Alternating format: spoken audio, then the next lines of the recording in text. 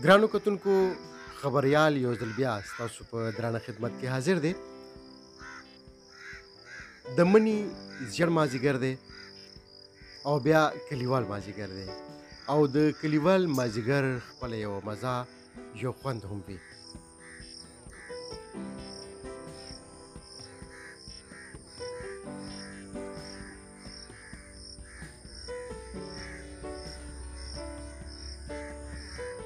هغه محفلونه او بیا هغه بټیانې هغه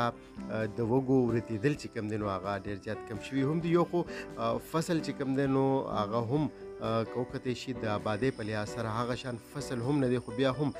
داسې ډېرې علاقې چې په کومو کې دوزي علاقه ډېره زیاته مشهوره ده، دلته اوس هم هغه شان فصلونه کېږي او د دې اصل وجه دا ده چې دوزو علاقه چې کومه ده نو دا د سیندونو په منځ کې پرته ده. دلته په ډېر وافر مقدار سره اوبه ډېرې زیاتې میلاویږي فصلونو ته. د هغې له وجې نه که هغه د ګنو فصل دی، که هغه د غنمو فصل دی، که هغه د جوارو فصل دی او که دغه شان نور داسې فصلونه دي یا سبزیانې دي نو هغې ته سبزي چې کوم اوبه چې کوم دی نو هغه میلاویږي او د دغې اوبو په وجه باندې بیا دغه فصلونه چې کوم دی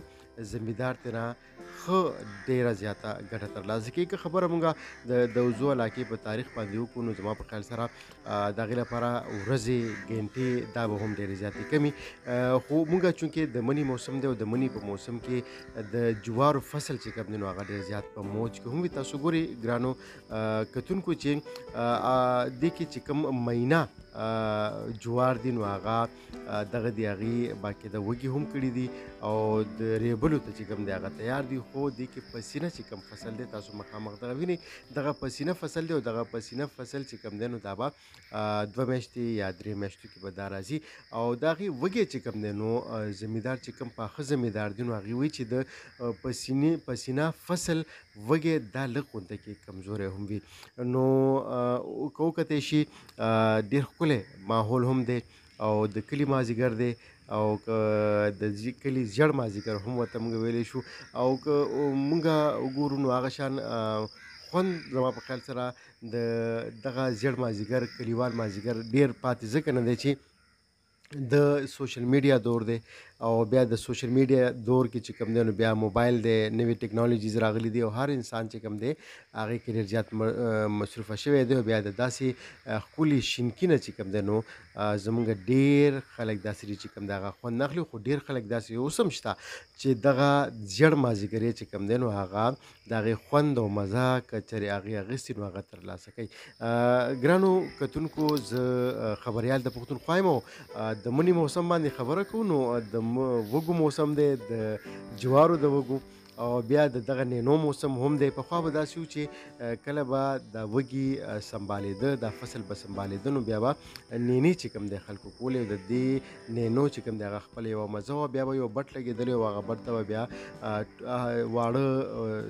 زلمي مشران چې کوم دی نو هغوی به دغه وږي رجول او هلته به یې وړه هغې نه به یې نینې کولې او د هغې خپله یوه مزه وه. څنګه چې په شروع کې ما ویلي چې دغه وږو چې اوس تاسو ګورئ ورته نو زما ورته بلکل نیمې هغه وایي که نه وایي چې زما ورته بلکل نیمې کلمې نشته چې یاره دا وږي زه راوشو کومه خو مالک شته دی نه. نو داسې کوو چې دغه نندارۍ چې کوم دی نو د دغه نندارۍ نه یې مونږ خوند اخلو. د دې وږو نه دغه مخامخ چې تاسو ته ښکاري دغه هایبریډ دي او کله چې د هایبریډ دغه تخم راغلی دی نو چې کوم د وږو چې کوم فصل دی، کوم کورنی فصل دی یا کورنی تخم دی نو هغه تخم چې کوم دی هغه ختم شوی دی، هغه وږي ختم شوی دی. هایبریډ هم وږي ډېر زیات کوي او یو ټانټه چې کوم دی 2-3 وږي نیسي خو خوند پکې هغه نشته کوم چې کورني فصل کې یا کورني تخم کې چې کوم دی. اوس هم زمیندار وایي چې یاره ټیک ده هایبریډ چې کوم دی نو هغه موږ له د څاروو د ګیا لپاره چې کوم دی هغه فایده مند دی او وږي هم ډېر زیات کوي، فصل هم ډېر زیات کوي خو خوند پکې هغه نشته چې کوم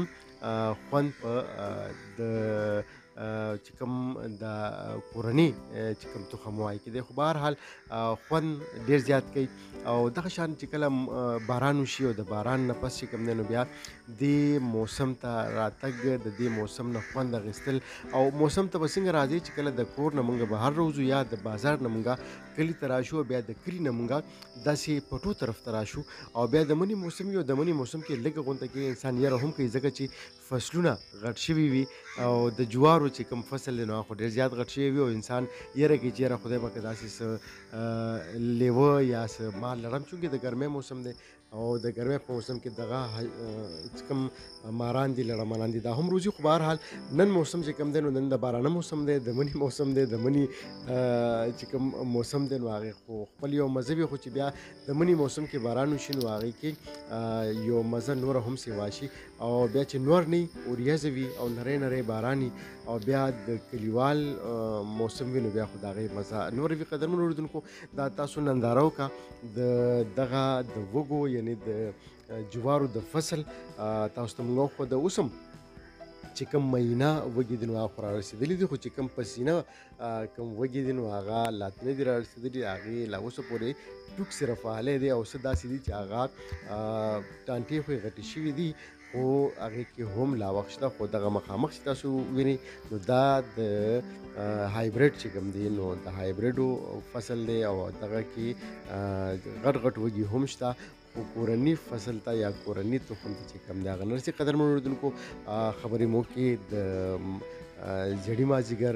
کلیوال مازدیګر او بیا د مني د موسم په اړه باندې په بل پروګرام کې به بیا د یو داسې ښکلي پروګرام سره